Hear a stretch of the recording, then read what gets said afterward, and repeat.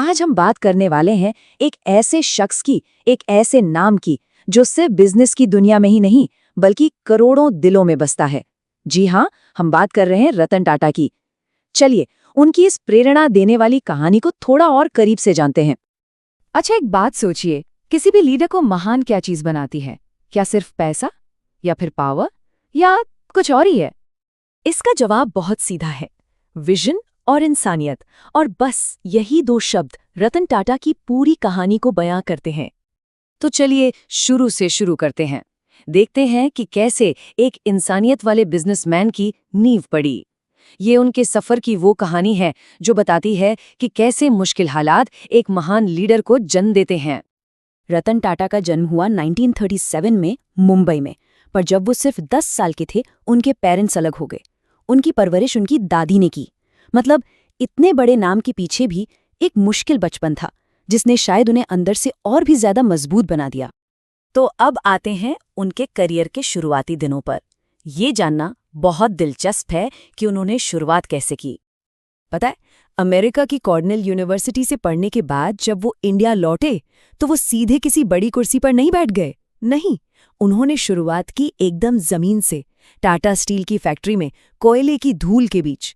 वो वहां मजदूरों के साथ काम करते थे, उन्हीं के साथ बैठकर चाय पीते थे। शायद लीडरशिप का असली मतलब उन्होंने वहीं सीखा। और इसी अनुभव से उनका वो सिद्धांत निकला जिस पर वो हमेशा चले, कि लीडर वही है जो सबसे पहले खुद काम करे। ये सिर्फ एक लाइन नहीं है, ये उनकी पूरी फिलॉसफी है जिसने उनके हर फैसले को एक दिशा दी। साल था 1991। रतन टाटा टाटा ग्रुप के चेयरमैन बने। पर ये कोई फूलों का ताज नहीं था। ग्रुप के जो पुराने बड़े बड़े लीडर्स थे वो उन्हें मानने को तैयार ही नहीं थे। उन्हें लगा कि ये अनुभवहीन है। हर कदम पर उन्हें खुद को साबित करना पड़ा, और उन्होंने जवाब दिया अपने काम से। और यहीं से शुरू हुआ एक नया दौर, टाटा ग्रुप के ग्लोबल बनने का दौर, एक इंडियन कंपनी को दुनिया के नक्शे पर लाने की कहानी। उनके लीडरशिप में टाटा ग्रुप एक ग्लोबल पावर हाउस बन गया। सोचिए, टाटा टी ने टेटली को खरीद लिया, टाटा स्टील ने अपने से कई गुना बड़ी कंपनी कोरस को एक्वायर कर लिया, और फिर सबसे बड़ा धमाका, टाटा मोटर्स ने जैगवार और लैंड रोवर जैसे आइकॉनिक ब्रांड्स को खरीद लिया। पूरी दुनिया देखती रह गई। और इतनी बड़ी कामयाबी के पीछे उनकी सोच कितनी सिंपल थी। अगर नीयत साफ हो तो सपने कभी छोटे नहीं होते। उन्होंने ये बात सिर्फ कही नहीं बल्कि सच करके दिखा दी। लेकिन कहानी सिर्फ बड़े बड़े बिजनेस डील्स की नहीं है। उनकी कहानी है मुनाफे से आगे बढ़कर सोचने की।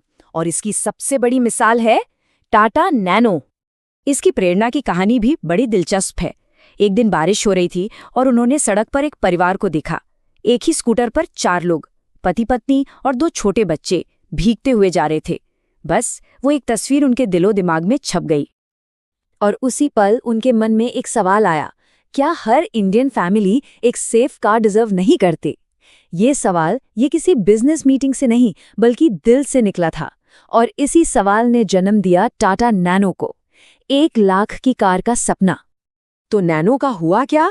कमर्शियली, मतलब बिक्री के लिहाज से वो उतनी बड़ी हिट नहीं हुई।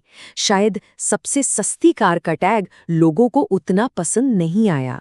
लेकिन उसका जो ह्यूमैनिटेरियन मैसेज था, जो इंसानियत का पैगाम था, वो कहीं ज्यादा बड़ा था। नैनो ने ये सिखाया कि असली कामयाबी सिर्फ पैसा बनाना नहीं है, असली कामयाबी है लोगों की जिंदगी में कोई अच्छा बदलाव लाना। और यही तो रतन टाटा की फिलॉसफी है। तो अब बात करते हैं उनकी विरासत की, उनकी लेगेसी की, जो सिर्फ बिजनेस की नहीं बल्कि इंसानियत और समाज को कुछ लौटाने की विरासत है। देखिए, वो जितने बड़े बिजनेसमैन हैं उतने ही बड़े दिल के इंसान हैं। जब मुंबई पर 26/11 का हमला हुआ तो पीड़ितों के इलाज का सारा खर्चा उन्होंने उठाया। कोरोना महामारी के वक्त हजारों करोड़ दान दिए। और ये तो वो बातें हैं जो हमें पता हैं। न जाने कितने लोगों की वो आज भी चुपचाप मदद करते हैं। उनकी पूरी जिंदगी ही इस बात का सबूत है कि लाइफ अच्छे कपड़े पहनने से नहीं, अच्छे काम करने से बड़ी बनती है। क्या कमाल की बात है। तो रतन टाटा की कहानी से हमें क्या सीखने को मिलता है? यही कि अगर इरादे नेक हों, मेहनत सच्ची हो और दिल में इंसानियत हो तो दुनिया को बदला जा सकता है। आज रतन टाटा सिर्फ एक नाम नहीं, वो एक सोच है, एक प्रेरणा है। और जाते जाते उनकी एक बात जो जिंदगी को देखने का नजरिया ही बदल देती है। उन्होंने एक बार कहा था, जिंदगी में उतार चढ़ाव बहुत जरूरी हैं। क्योंकि ईसीजी में भी अगर सीधी लाइन आ जाए तो उसका मतलब होता है कि इंसान जिंदा नहीं है, मतलब मुश्किलें ही जिंदा होने का सबूत हैं।